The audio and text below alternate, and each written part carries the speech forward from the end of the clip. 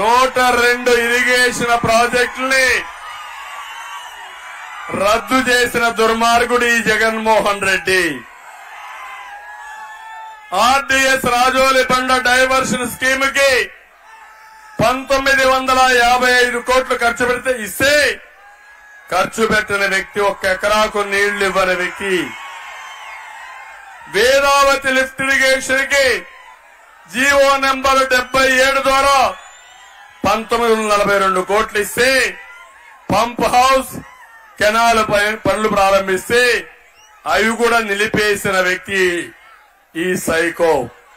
ఇదే కాదు, Gundrevula project 2015లో DPR సిద్ధం చేసి కొడుమూరులో నేను ప్రారంభించాను, అది కూడా నిలిపేశాడు. గురు రాఘవేంద్ర లిఫ్ట్ ఇరిగేషన్ ప్రాజెక్టు గాలి వదిలిపెట్టాడా లేదా? 12 లిఫ్ట్లు నాశనం చేశాడా లేదా? పులికనమ లిఫ్ట్ ఇరిగేషన్ నేనే పూర్తి చేశాను. ఆ రోజు వెనకబడ్డాడు పాపం తిక్కారెడ్డి గారు, ఆ రోజు పూర్తి చేశాం. దీంతో పాటు కుమ్మలూరు లిఫ్ట్, వల్లూరు సమ్మర్ స్టోరేజ్ ట్యాంకులు పూర్తి చేశాం. అవన్నీ నిలిపేసే పరిస్థితికి వచ్చాడు. 90% డ్రిప్ ఇరిగేషన్ తో నేను పరికరాలు ఇచ్చానా లేదా అని అడుగుతున్నా. ఇప్పుడు వస్తున్నాయా తమ్ముళ్ళు అని మిమ్మల్ని అడుగుతున్నా. అందుకే నేను చూసింది మీ జీవితాల్లో వెలుగు రావాలని చూశాను, ప్రజలకు న్యాయం చేయాలని చూశాను. విధ్వంసంతో ఈ సైకో మీ జీవితాలను అంధకారం చేశాడు. అందుకే అడుగుతున్నా, ఈ సైకో పోతేనే మీ జీవితాల్లో వెలుగు వస్తుందని మరొకసారి తెలియజేస్తున్నా. తమలో నేను ఒక్క విషయం అడుగుతున్నా మీ అందరినీ, 5 ఏళ్లలో బాగా ఇబ్బందులు పడ్డారా లేదా? మీరు పడ్డారా లేదా? బాధుడు జరిగిందా లేదా? మీకు ఇచ్చింది 10 రూపాయలు, దోచుకుని ఎంత తమ్ముళ్ళు? 100 రూపాయలు అవునా కాదా?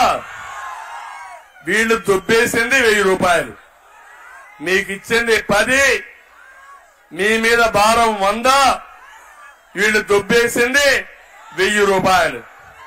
ఈ రాష్ట్రంలో ఎవరైనా డబ్బులున్నాయంటే ఎవరి దగ్గర డబ్బులున్నాయి తమ్ముళ్ళు? ఒక్క సైకో దగ్గరనే డబ్బులున్నాయి, అవునా కాదా? అందుకే అన్నాడు క్లాస్ వార్ అంట. క్లాస్ వార్ కాదు, నీ ప్యాలెస్ కొల్లగొడితే మా పేదవాళ్ల పొట్ట నిండుతుంది, అదే క్యాష్ వార్. చేద్దామా వద్దా? దోపిడీ అరికడతామా లేదా? అరికట్టిన దోపిడీ మీకు పంచాలా లేదా? దానికి మీరు సిద్ధమా అని మిమ్మల్ని అడుగుతున్నా. ఒక్కసారి ఆలోచించండి. బాధుల్లో కరెంటు ఛార్జీలు పెరిగాయా లేదా తమ్ముళ్ళు? ఎన్నిసార్లు పెరిగాయి? 9 సార్లు పెరిగాయా లేదా? నేనున్నప్పుడు కరెంటు ఛార్జీలు పెంచావా? 200 కరెంటు ఛార్జీ ఇప్పుడు ఎంత?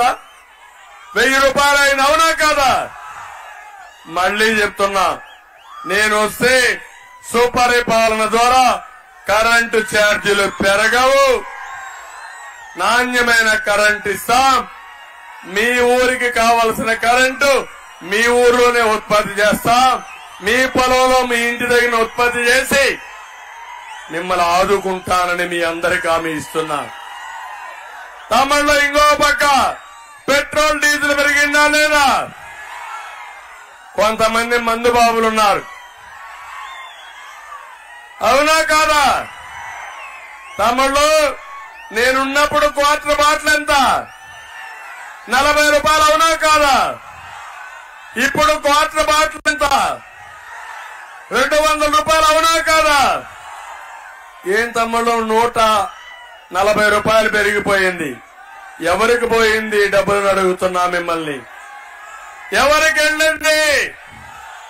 సైకోకి వెళ్ళిందా లేదా? మీ ఈ జలగా సైకో మీ రక్తాన్ని తాగుతున్నాడు, గుర్తుపెట్టుకోమని మిమ్మల్ని అందరినీ కోరుతున్నా. పేదవాళ్ళ నిరుపేదలు చేశాడు, పేదవాళ్ళ ఆరోగ్యాన్ని చెడగొట్టాడు, మా ఆడబిడ్డల మంగళ సూత్రాలు చేశాడు దుర్మార్గుడు. ఇది న్యాయమా తమ్ముళ్ళు అని మిమ్మల్ని అడుగుతున్నా. అందుకే మీరందరూ నాసిరకం కాబట్టి పక్కన కర్ణాటకకి వెళ్తున్నారు. మోటార్ బైకులుంటే పెట్రోల్ కూడా అక్కడే ట్యాంక్ ఫుల్ గా వేసుకుంటున్నారు. ఒక క్వార్టర్ బాటిల్ అక్కడే దాగి అందులో మిగిలిన డబ్బులతో ఇంటికి వస్తున్నారు. అవునా కాదా? మా తమ్ముడు తెచ్చాడు చూడండి నాసిరకం జగన్ బ్రాండ్.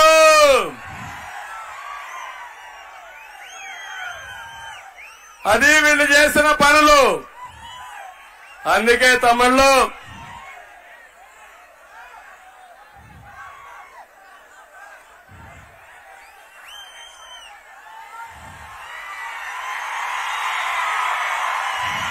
దీని పేరు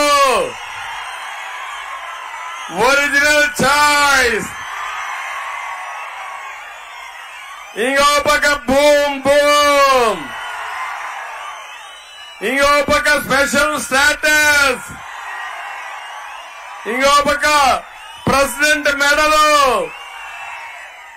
అంటే ఎన్ని విన్యాసాలు తమ్ముళ్ళు ఇది చూస్తే. అదే చెప్తున్నా, ఇలాంటి దుర్మార్గుడు మనకు ఉండాల్సిన అవసరం లేదు. రాజకీయాలకి అర్హత లేదు. ఇంకో పక్కన ఇసుక రేట్లు ఎంత పెరిగాయి తమ్ముళ్ళు. ఒకప్పుడు ట్రాక్టర్ ఎందుకు వచ్చేది మీకు? ఫ్రీగా ఇచ్చేవాళ్ళం.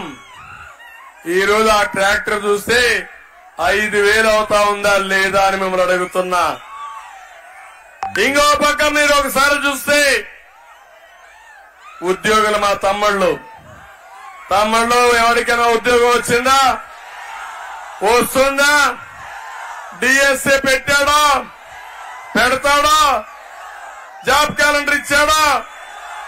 అందుకే నేను హామీ ఇస్తున్నా, దుర్మార్గుడు మీ చేతకి ఉద్యోగాలు ఇవ్వలేదు కానీ జే బ్రాండ్ లిక్కర్ ఇచ్చాడు.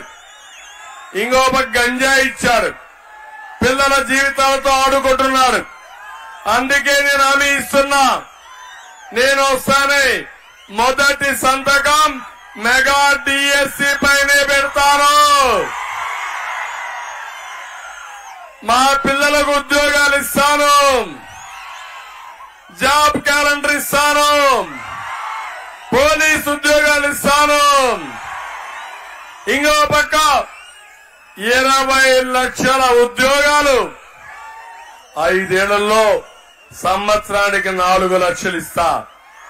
ఇక్కడ పిల్లలు పేద పిల్లలే. తెలివిలో మాత్రం ఎవరికంటే తక్కువ కాదు. ఇక్కడ ఉండే పిల్లలు తెలివైన పిల్లలు, మట్టిలో మాణిక్యాలు.